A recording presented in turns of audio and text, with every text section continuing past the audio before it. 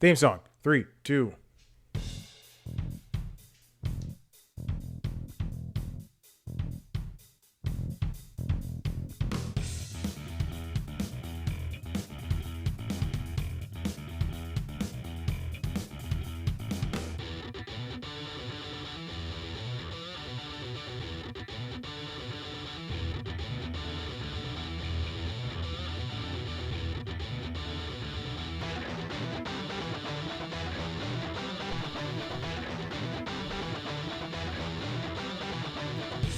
And welcome back to the Constitutionals podcast. I'm your host, Chad White. If you didn't know, this is a premiere podcast for the website, cpluscomedy.com. Like I just said, it's a website. Go there. Episode 297 of this show. Sorry, I had to make sure the dog was not hopping on the couch. I just told him to get off the couch. Yesterday was a big day for him. It was his, what they call gotcha day. The same day I adopted him. Officially. It's been a year. It was on Tuesday of 2023, June 13th, 2023. Again, this year was a leap year, so I had to realize that. I was like, wait a minute, has it been 2 years? No. And we celebrated with a bone. He fully defecated inside of his crate on Tuesday morning at 1:30 a.m. Oh, man, I was deep in the throes of REM. Am I wearing a watch? Yeah. I like to wear a watch. I was deep in the throes of REM, and my guy at 1:30 in the morning, this is the 10th time I've told the story this week, stood up, pooped in the top corner by the door of his crate, and then I caught him mid-pee, and I just went, oh my gosh, Maverick, get up, stop. What are you doing? Just mad. Took him out, made sure he didn't step in the poop. Came back inside, wiped him down with these pet wipes I have. You can see them in the video, right there. Wiped him down with pet wipes.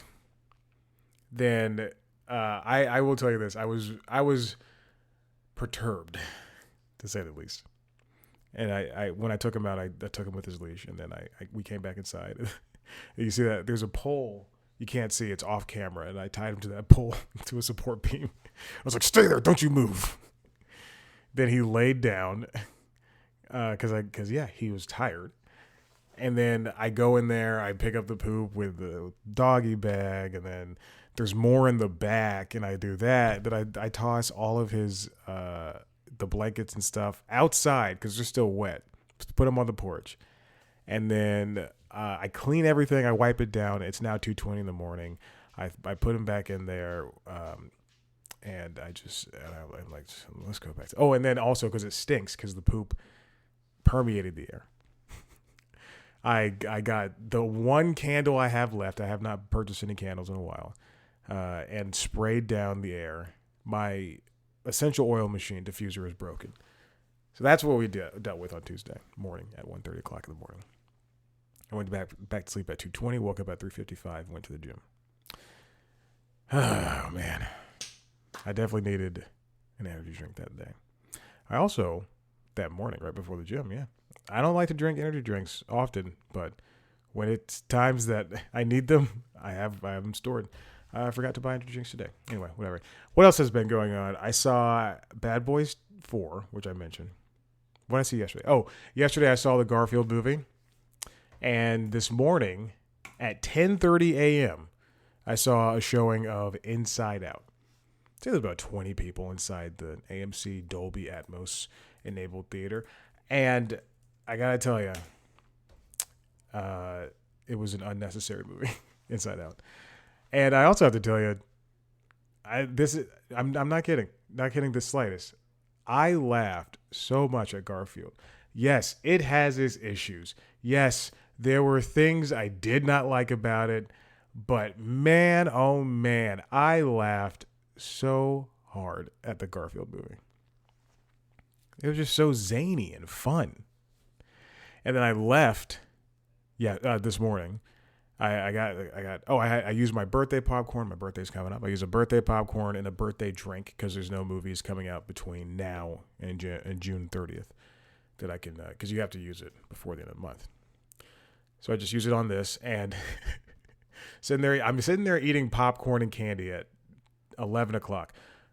True story. I walked in at 10:55, right when the movie was starting. Like truly, I got my popcorn, doused it, filled up the cup, which also may or may not have dribbled a little bit in the car. It did, and I walked in and I heard Joy saying, "This is Riley. She's a hockey player," or something like that. Inside Out 2 does not need to exist. And Joy really does not learn her lesson from the first one. But what happens is necessary, I guess. Also, Bill Hader and Mindy Kaling are not back for Inside Out 2, and it is because of pay disparity. I believe, right? Bill Hader, Inside Out 2. It is pay disparity. They opted not to return.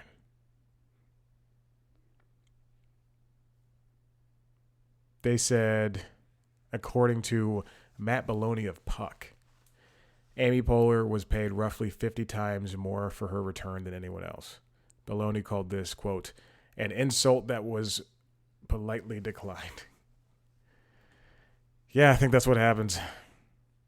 Anyway, Tony Hale and Liz Lapira appear as Fear for Bill Hader and Disgust for Mindy Kaling, respectively. In the Garfield movie, I can see Samuel L. Jackson reading his lines. Like, I could just... Oh, my God. It's not that he gives a bad performance. It's just Sam Jackson. I think... And then, my biggest issue with the Garfield movie, there's not enough John, which no one ever said that wants his milquetoast character who spends too much money on his cat and dog, mostly his cat. Garfield is really... Like, Garfield in the comics and every TV show iteration uses Odie, and I feel like he's nicer to him.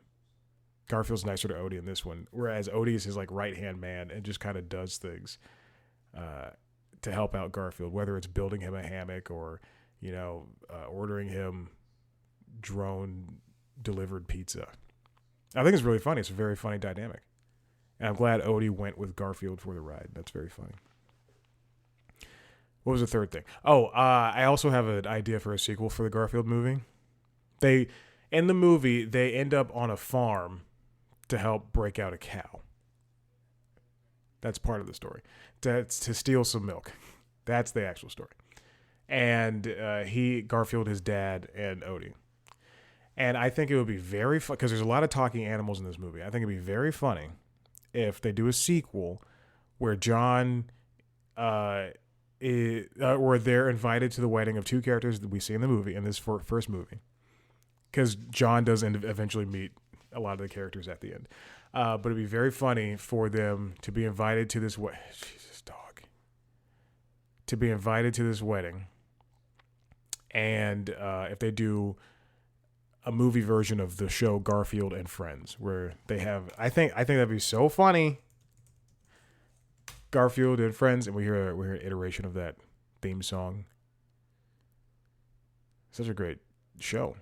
But there's the pig, the duck, the chicken, and the chick. I love Garfield and Friends. And my biggest issue with the entire movie, Chris Pratt should have put on an affectation. He should have done a Bill Murray impression, just an impression of the original Garfield actor. Because now I can just see Chris Pratt reading. Not the same way that I said Seth, what's his name? Samuel Jackson's reading. I want to see Chris Pratt kind of talking like this and a little bit sarcastic-y. Also, I do love the relationship between Garfield and Odie, and Garfield, Odie, and John, because it's not obsessive. And also, Garfield loves John. All right, let's move on. I'm done talking about this. This comes from the New York Times, written by Mike Isaac. Grab them, then stump them. Word puzzles on LinkedIn, logic challenges in the Washington Post. For news publishers and tech sites looking to both entice and engage users, games are serious business. This is talking about, how New York Times has purchased games like Wordle, and developed new games like Strands. And then LinkedIn, which is owned by Microsoft, has debuted word games this spring. Other places have seen how New York Times is doing with these games that aren't just a crossword puzzle, and they want to make their own versions, and they've exploded. Vox Media has for Vox.com, I get advertisements for their crossword all the time, and it is it makes me think, oh, their crossword, and this is how it works. Their crossword is as big as New York Times crossword, but in the end, I think people just like doing crosswords. A publication is more than the stories it produces. It's an experience to look forward to, a pleasure, says John Temple, a former journalist and co-founder of Amuse Labs, which sells a software platform that helps publishers create puzzles. They want to create the same satisfying experience for people that they might have had over the years of doing crossword in the newspaper. People would love returning to things that they are accustomed to. I mean, if the New York Times app has every single game, with the exception of Strands, the stuff that's in beta. I can pop open the New York Times app right now if you're watching the video. It's exactly what I'm doing. And I can go from today and hit play. And now I've got all the games: Spelling Bee, Connections, Wordle, Crossword Mini, Letterbox, Tiles, Vertex, and Sudoku. And while the other app, the Games app, if you subscribe to that, you have to subscribe to games in order to play those games, but what the Games app offers is a deeper connection. What is Wordlebot? Okay, interesting. That where you can see, hey, there's packs that you can purchase. There's the archive you can get to for the crossword versions. You can see your streak on Spelling Bee. You can see your streak on Wordle and all that stuff, and it's just a deeper connection in order to keep people on these apps. And not everybody, games are different. Not everybody wants to play a big scoped game. Like right now I'm playing Marvel's Spider-Man 2. And while that game is great and it has its thing, sometimes I want to play something else, and the crossword is a great exact opposite thing to do. Even Apple News Plus has a crossword, and it looks really stylized. And it has something called quartiles. Okay, whatever.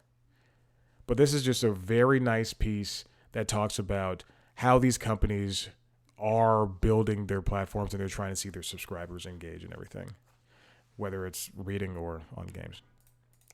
Let's move on. This comes from The Hollywood Reporter, written by Zoe G. Phillips.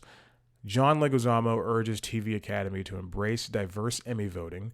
Quote, "Let this be the start of a new era."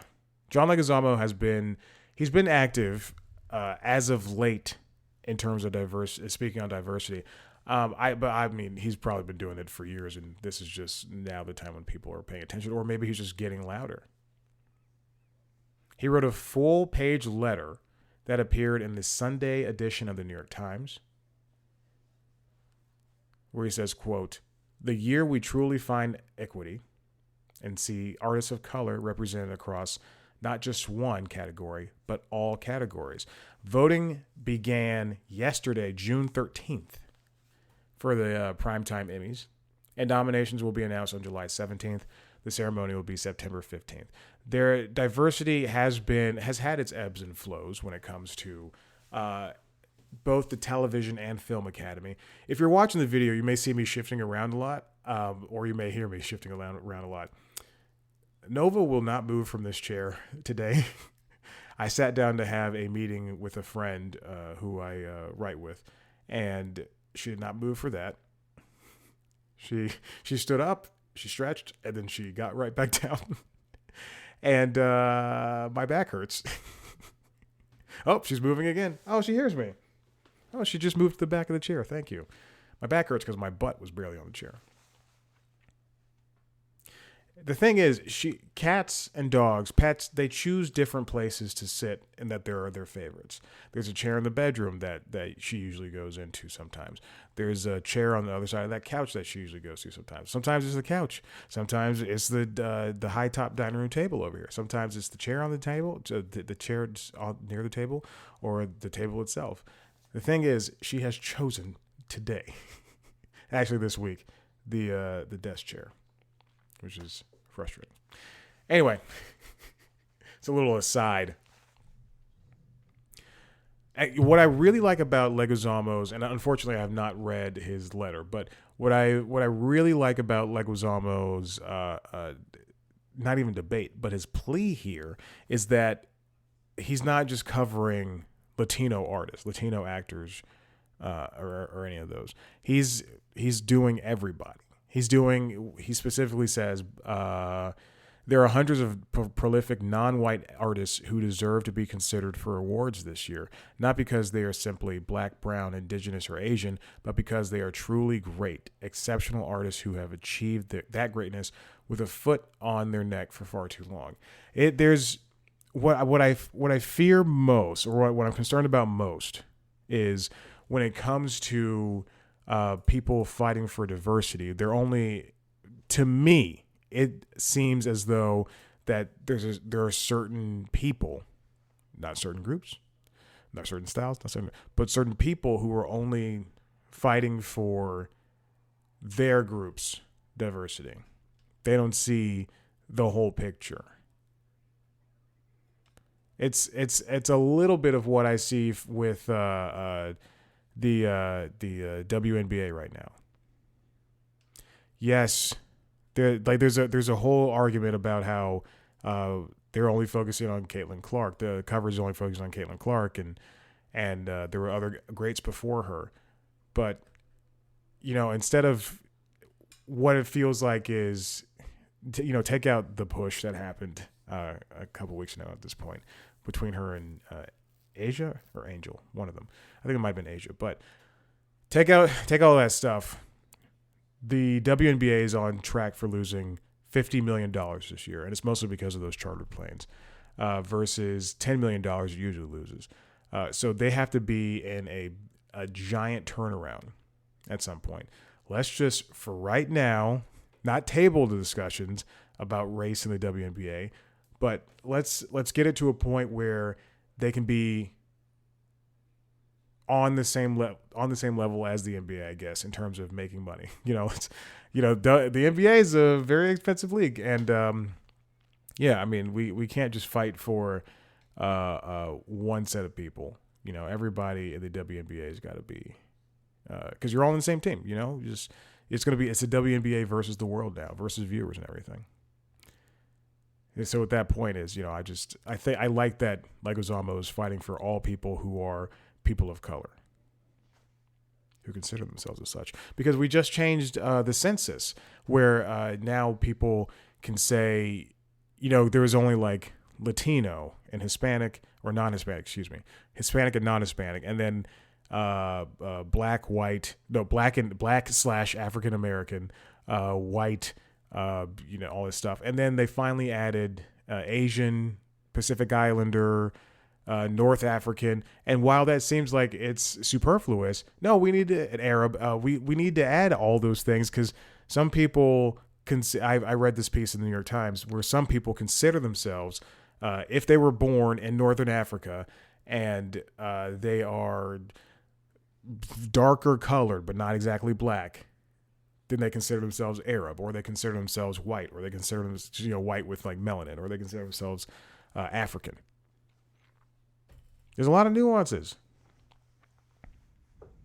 and it seems like it doesn't, like it's to you, if it doesn't matter, then that's great, that's fine, that's wonderful, but there's a whole sect of people it does matter to.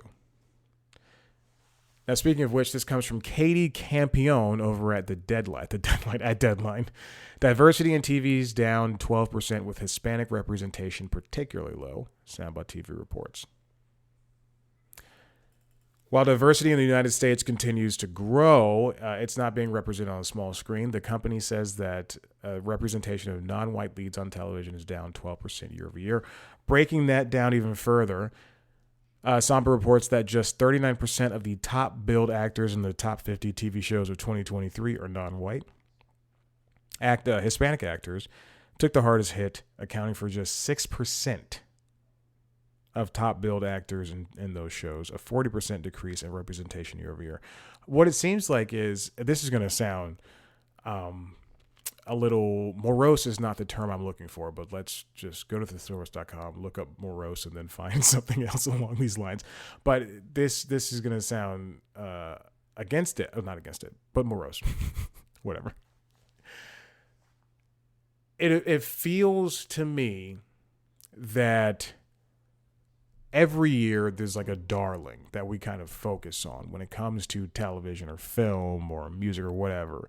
So last year it was just the nationality, the raciality of being Asian. You know, we celebrate K-pop, and then the TV show Beef, and things along those lines. But then we lost sight of, okay, what's happening in the for television and movies and film and music and all that stuff, and and gaming in the Black community, what's happening in the Latino community, and then the years before that it was Black, and then maybe years before that it was Latino. It's just.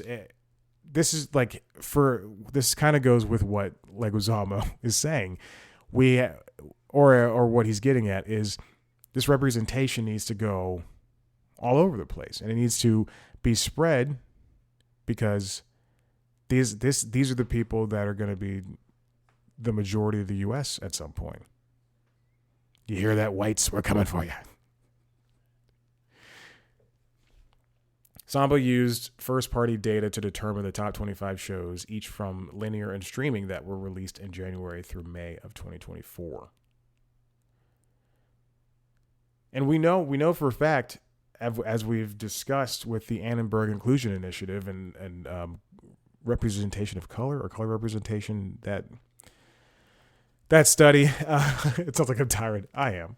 I want to watch golf, but this is important. But we know through studies like those that people do, in fact, watch shows and movies with diverse characters. I just saw a press release for the Until Dawn TV show, which is based on the video game, which has the video game has a very diverse cast. And my concern with the Until Dawn TV show was that it was going to have a diverse cast. And you know what? It does, which is good. Samba's latest findings show a positive correlation of 39% among non-white households watching programs with higher percentages of non-white stars. Black households saw the strongest correlation with 46%. My one issue with that is that, and I've talked to people, Fellow Blacks. Fellow Blacks is the spinoff of Fellow Travelers. Is that the show on Showtime? I've never seen it, but I believe that is a Matt Bomer show. I'll watch it. It's a queer show. It's Pride Month. I'll celebrate. Yeah, Matt Bomer and Jonathan Bailey. God, Matt Bomer's a handsome man. Good Lord. Anyway, it's a queer show. See, look at me. Don't get me. But Tubi. Oh, God. Tubi puts out and I will say this, the crappiest original movies and the crappiest original shows that I've only seen clips from, and I will never support that stuff. But Black audiences are flocking towards it, unfortunately. I just saw another press release that said Tubi is it beat Disney Plus, Netflix, Paramount, and Peacock this past month in viewership, which is insane. But I don't like what it's doing. I really don't. I really, really do not. Anyway, diversity is important, and we obviously want to see shows like Shogun and The Underdogs and Mr. and Mrs. Smith. and movies like Role Play. Oh, I know what The Underdogs is. That's a Snoop Dogg movie. Yeah, but we still want to see things like that. We want to see all styles of these shows, and I hope at some point we can just move past like having the only way that those stories are being the only way that diverse actors are being cast is that a story like those Tubi shows that I don't like are being made. They point to shows like CBS's that's Netflix. CBS is The Equalizer, which stars Queen Latifah in the spinoff from the TV show the remake of the TV show, and I guess the spinoff from the movie. I don't know if they're in the same universe. I don't know, but it stars her and Liz Lapira, aforementioned from Inside Out 2. She's in the show. I mean, we can have diverse things that don't also have to harken back to their nationalities. I love it. So let's do more of it. Let's do more diversity. Title of the episode. All right. And, oh man, I have 2 more stories and not enough episode to go around. Well, who cares? This comes from Deadline, written by Dade Hayes. Streaming bundles lower consumer intent to churn by 16%, a new study finds. This is very interesting. This comes from Majid. We're going to have more streaming bundles. This is true. This is like, even without this study, we're going to have more streaming bundles. It costs a lot of money in order to run a streaming service. Before, they only had to worry, networks only had to worry about broadcast and cable, and then came the online revolution, and now we're dealing with streaming. There's so many ways to watch whatever you want to watch. Right now, I have a quad screen up, not on this screen, but on the TV, of the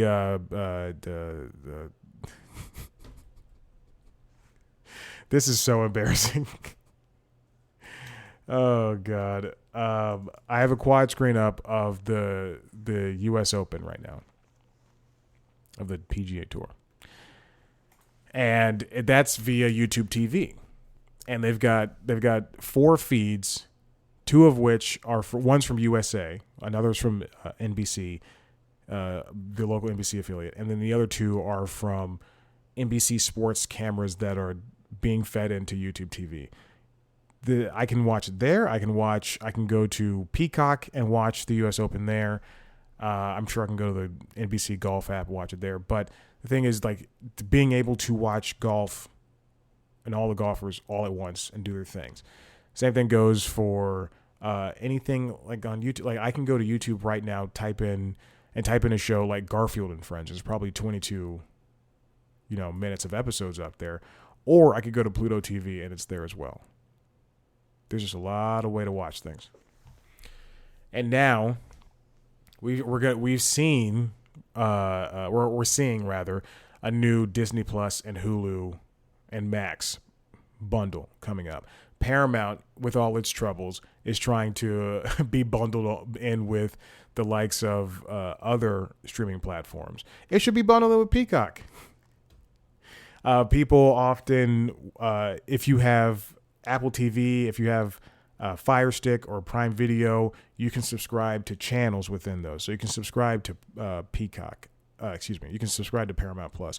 You can subscribe to Max without ever leaving your Apple TV app or your Prime Video app. And that's just easier for some people because it's all bundled in. For Verizon, for T-Mobile, you can subscribe to multiple streaming services with their bundles, whether it's one streaming service or a couple at a time. But people, at least 16% of the churn rate is lower due to increased availability of bundled plans. And bundles are also boosted by customer intent to keep a subscription longer than 6 months by 15%. People don't mind ads right now because it's cheaper. If you can get Disney Plus and Max and Hulu for under $20 as opposed to paying $25 for the Disney bundle and now $20 for Max, you're gonna be happy with what you have. Apple TV Plus is poised to benefit from the most from bundling, Magid determined, with a new study showing a 28% reduction in intent to churn. I feel like, as cheap as Apple TV Plus is right now, I feel like it's an addition to what people typically subscribe to. Like, so if I had an Apple TV and I was an iPhone, or primarily an iPhone user, an Apple user, because I have an iPad, I have the Mac. But if I was primarily an Apple user, I would just use an Apple TV, and then I would go, oh, well, Apple TV is, the thumbs down was not intentional. Apple TV is my main home base, and why don't I just want to see everything I can get within here. Why don't I just subscribe to the MLS package and Paramount Plus and this and that in the Apple TV ecosystem, so I can get one bill on the third and know that that's happening there. And then, you forget and it's still there.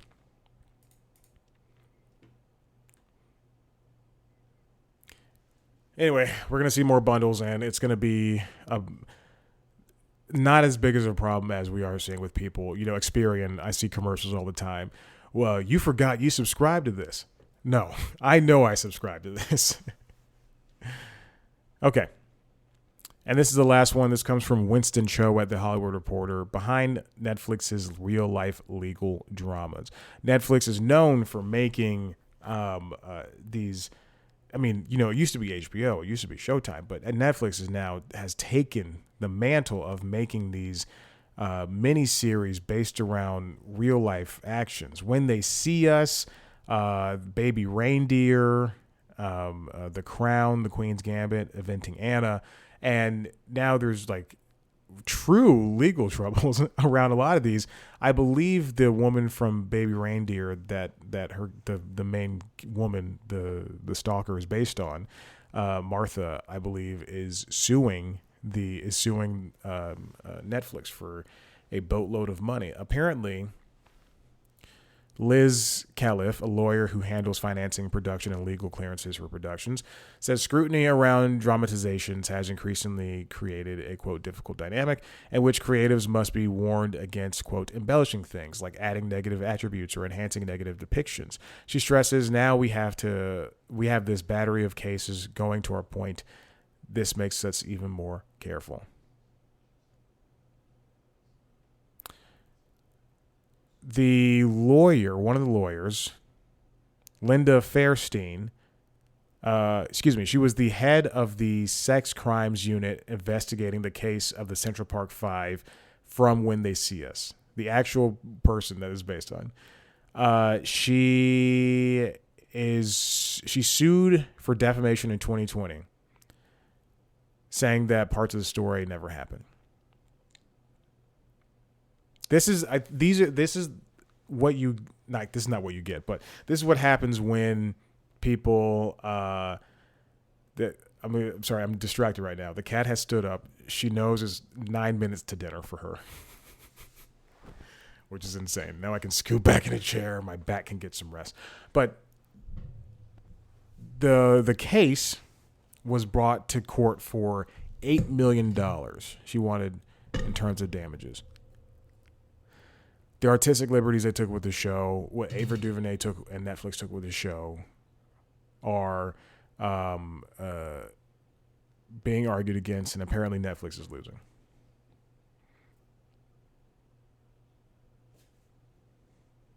The same thing goes for Baby Reindeer. Richard Gadd made that show. Fiona Harvey is the woman that Martha's based on. She filed her defamation suit on June 6th. I have not seen that show, and I know the general story, but there's one line in this piece that nearly ruined it for me. All I saw was twice convicted. I went, no!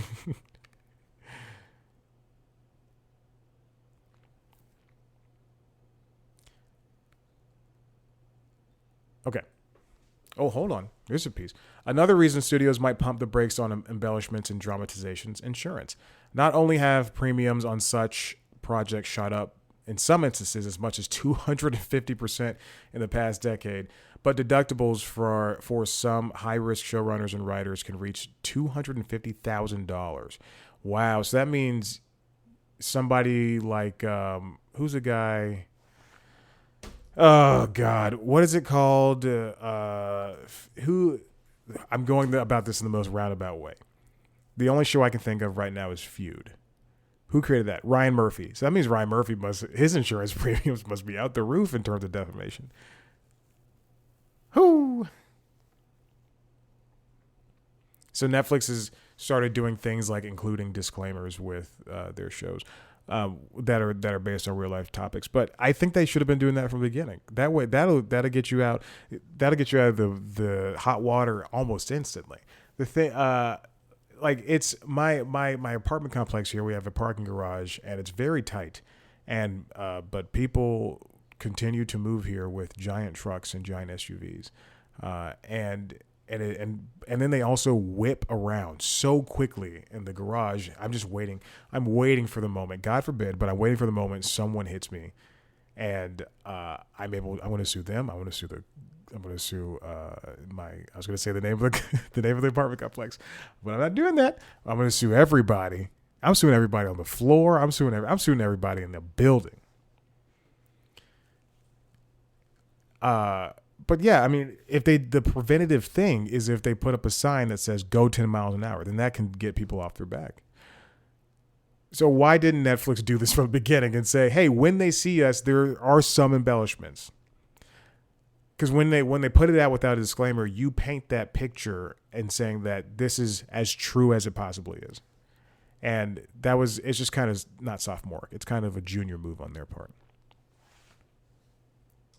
All right, I'm done. Listen, if you like what you heard here, head to the website, cpluscomedy.com, where I swear to God, I will put up every single episode of this show, of the other shows. I just have not had time to edit recently. But you got the podcast on the RSS feeds, and that's important. You can follow us. And there's also interviews with your favorite comedians and actors and producers and such. You can go to youtube.com/cpluscomedy to see a video version of the show, as well as the other shows, LinkedIn Logs, which is the Jobs podcast, and Late Night Lately, which is the Late Night Show. You can find all of those youtube.com/cpluscomedy or cpluscomedy.com. You can follow us on TikTok, Twitter, Instagram, Facebook, @cpluscomedy. Follow me on those platforms, @ChadBlackWhite. Thank you so much for listening. I'm done. I'll see you later. Goodbye.